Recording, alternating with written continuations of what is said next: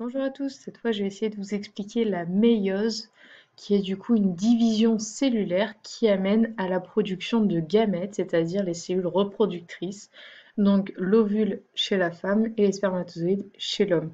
Donc cette division cellulaire, la méiose, n'a lieu que dans les testicules ou dans les ovaires.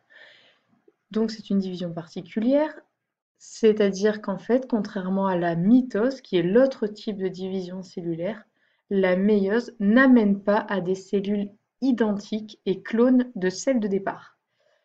Effectivement, en fait, en produisant les gamètes, la méiose va produire des cellules génétiquement différentes les unes des autres.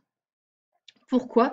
Simplement par le fait que dans un gamète, dans une cellule reproductrice, donc ovule, spermatozoïde, à l'intérieur des noyaux de ces deux types de cellules, ovules et spermatozoïdes, ne se trouve en fait que la moitié du code génétique d'un individu, c'est-à-dire ne se trouve que la moitié de l'ADN.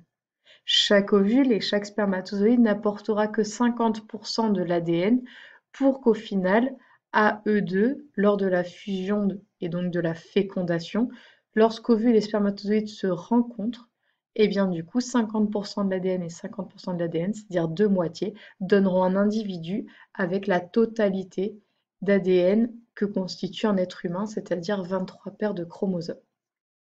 Donc en fait, il va falloir que chaque gamète ne contienne que la moitié de l'ADN du parent qui les fabrique. Et du coup, il y aura ensuite la rencontre des deux moitiés pour donner un individu complet. Donc la méiose doit permettre d'obtenir des cellules ne contenant que la moitié de l'ADN de la cellule de départ. Ok, donc on va essayer de voir petit à petit, par un schéma simple, le plus simple possible, comment se déroule cette méiose. Et donc comment on passe d'une cellule avec 100% de l'ADN, c'est-à-dire les cellules qui constituent votre corps, tout simplement, à des cellules ne contenant que 50% de l'ADN. Et comment savoir quels 50% elles vont posséder. La méiose est une division cellulaire qui part d'une seule cellule et qui arrive à 4 cellules. Et non pas comme la mitose qui part d'une cellule et qui arrive à deux cellules finales. Non, la méiose arrive à la fin à 4 cellules. Votre méiose est finie quand vous avez obtenu 4 gamètes, c'est-à-dire 4 cellules avec à l'intérieur la moitié de l'ADN d'une cellule de départ. On va voir ça, on va voir comment ça se déroule petit à petit. Vous allez voir qu'il y a pas mal de points communs avec une mitose en termes d'étapes, mais qu'il y a une ou deux différences puisque de toute façon on n'obtient pas la même chose à la fin. Donc, voici une cellule de départ. J'ai pas représenté une nouvelle fois les 23 paires de chromosomes, j'en ai fait que deux paires. Ici, la paire de chromosomes sur laquelle se trouve du coup le gène groupe sanguin, par exemple, avec les allèles A et O. Je vous rappelle que des allèles, c'est des versions d'un gène. Donc si vous avez la version du gène groupe sanguin A, la version du gène groupe sanguin O, et donc sur une paire de chromosomes. Et là, vous avez une autre paire de chromosomes qui est la paire de chromosomes sexuels, c'est-à-dire XY ou XX, donc XY, ce serait chez un homme. Ok pour ça. Bon, la méiose se déroule, en tout cas commence, comme la mitose. Et donc pour ça, comme la mitose, vous avez la fameuse duplication ou réplication de l'ADN. C'est-à-dire que l'ADN dans la cellule, dans le noyau de la cellule de départ, se duplique, se réplique, se multiplie, se copie. Donc en fait, on passe des chromosomes à un bras à des chromosomes à deux bras. L'autre nom pour dire bras de chromosome, qui n'est pas très joli, pas très scientifique, c'est chromatide. Donc on passe à des chromosomes à une chromatide vers des chromosomes à deux chromatides, sachant que les deux chromatides d'un même chromosome sont identiques. En tout cas, au niveau troisième, c'est ça qu'il faut voir. Et donc il y a la duplication. Et ici, on se retrouve du coup avec les fameux chromosomes à deux chromatides, 1 et 2. Et les deux chromatides d'un même chromosome sont identiques puisque, par exemple, ce côté-là est la copie stricte de ce côté-là. Et ici, pareil, vous avez le bras de départ et le bras copié. Donc ça est la copie de ça. Donc, si ici vous aviez un allèle O, en face, vous avez un allèle O. Vous ne pouvez pas écrire O, A, O, A, c'est pas possible. C'est les deux bras identiques. Donc, si ici vous avez l'allèle A, en face, l'autre chromatide de ce même chromosome double là porte les deux fois le même allèle. Ici, pareil, le chromosome X est dupliqué. Vous avez un chromosome X à deux bras, donc deux fois le chromosome X et deux fois le chromosome Y. Donc cette duplication permet de doubler la quantité d'ADN qu'il y a à l'intérieur de la cellule. Ok pour ça. Dans la mitose, ce serait simplement une séparation de tous ces bras. Un A par à gauche, un A par à droite, etc. etc. On obtient deux cellules identiques, avec chacune un A, un O, etc. Ok, la méiose, c'est pas ça. Je vous rappelle, la méiose n'a pas pour objectif d'obtenir des cellules clones, mais d'obtenir des cellules avec la moitié de l'ADN de la cellule de départ. Et donc pour ça, il va y avoir d'abord une séparation des chromosomes homologues, c'est-à-dire les paires de chromosomes. Donc vous avez vos deux chromosomes à deux chromatides qui vont d'abord se séparer. Et ici, du coup, la séparation se fait là où ma souris passe, c'est-à-dire que vous séparez les deux chromosomes d'une même paire. Donc une paire, c'est ça. C'est les deux violets là. Ici, pareil, les deux violets. Voilà ce que ça donne. On sépare pour chaque paire de chromosomes, un des deux chromosomes va à gauche, un des deux va à droite. Ok, pareil pour XY.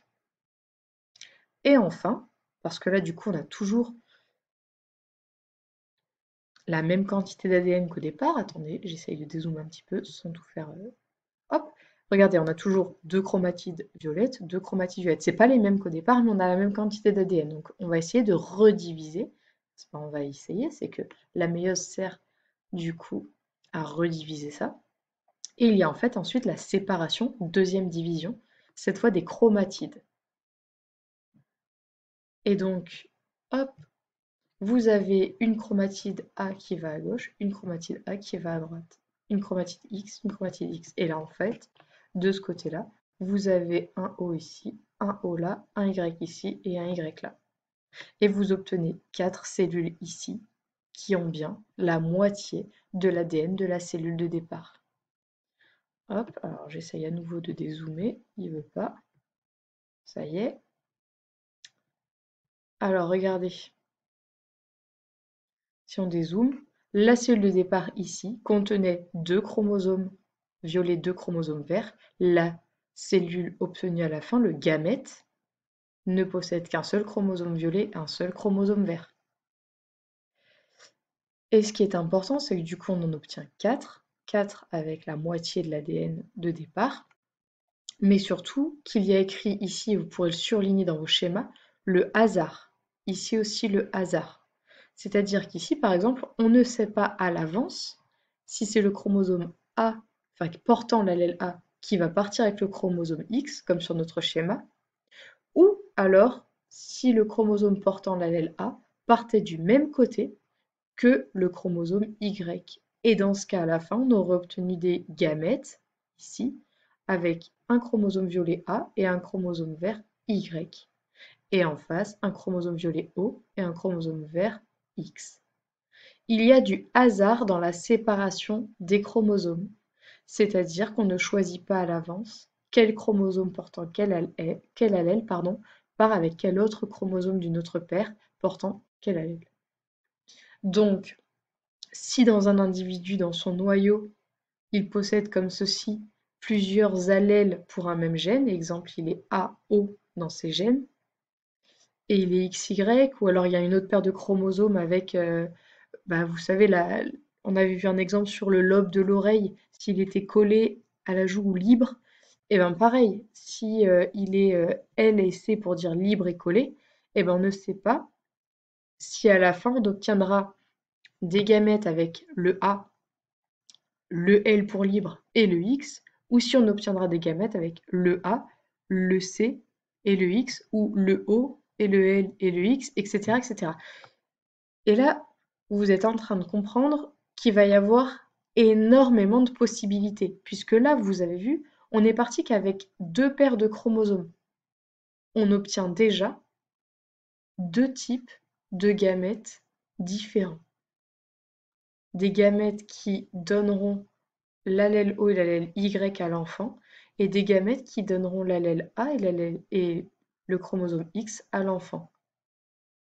Donc là déjà, en ne regardant que 2 paires de chromosomes et surtout qu'un seul gène ici, on obtient déjà 2 enfants qui peuvent être différents pour ce parent. Alors on reprend doucement.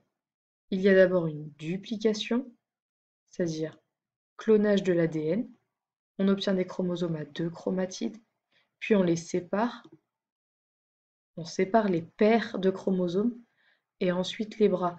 Imaginez-vous, si vous voulez le retenir, imaginez-vous que c'est plus facile de séparer ici, parce qu'ils ne sont pas accrochés, que de séparer là, ici, alors qu'ils sont attachés. Donc si vous devez retenir comme ça, c'est plus facile de séparer là. Donc on commence par séparer les paires ici, un violet là, et ensuite, quand on a fait le plus facile, on sépare ce qui est attaché, c'est-à-dire ici, on sépare là. Il y a un qui part à droite, un qui part à gauche, et ici pareil. OK pour ça? Et on obtient bien 4 cellules avec la moitié de l'ADN de la cellule de départ, donc ça veut dire des gamètes. Et que cette division se fait au hasard, on ne choisit pas à l'avance quel chromosome partira avec quel autre chromosome. Sachant, je vous rappelle que vous avez tous vos chromosomes en double, c'est-à-dire 23 paires de chromosomes, alors tous en double sauf X et Y qui chez l'homme du coup sont en un seul exemplaire, mais tous les autres, vous les avez tous en double. Donc en fait, le chromosome 1, vous ne savez pas lequel des deux va aller de quel côté de la cellule. Le chromosome 2, vous ne savez pas lequel des deux va aller de quel côté de la cellule. Le 3, pareil, et ça 23 fois. C'est comme si vous étiez 46 dans une classe. Je vous fais vous ranger par 2, ce qui fait 23 paires. Eh bien, je ne peux pas savoir à l'avance lequel de chaque binôme va se ranger à droite du rang ou à gauche du rang, même si je connais les binômes à l'avance. Même si je vous impose qui est le 1, qui est le 2, qui est le 3, je ne sais pas dans les deux qui sont 1, lequel va se ranger à droite du rang ou à gauche du rang. Je ne peux pas. Et si je refais l'exercice 200 fois, eh bien 200 fois, le rang sera pas le même parce qu'il suffira qu'il y ait un seul binôme qui ait inversé leurs deux places pour que quand je sépare au milieu, on n'ait plus les mêmes groupes. J'espère vraiment que cette notion de hasard est comprise.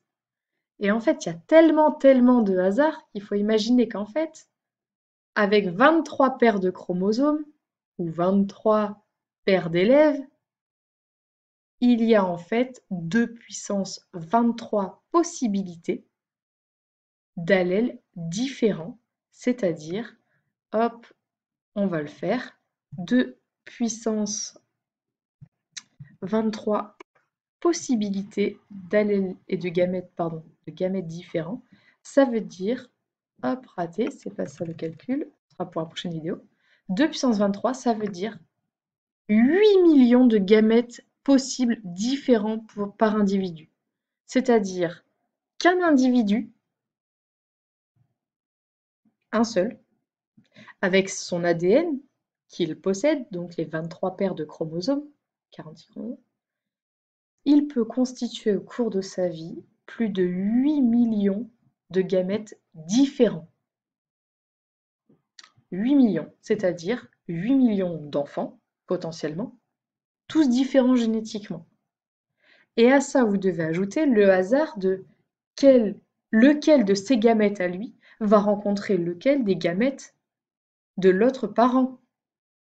Puisque la fécondation, la rencontre ovule-spermatozoïde, se fait au hasard. On ne sait pas quel ovule va rencontrer quel spermatozoïde. Donc d'un côté, vous avez 8 millions de probabilités, plus de 8 millions. De l'autre côté, vous avez plus de 8 millions de cellules différentes. Et laquelle des 8 millions va rencontrer laquelle des 8 millions? Et là, on obtient l'autre résultat que j'avais tapé tout à l'heure.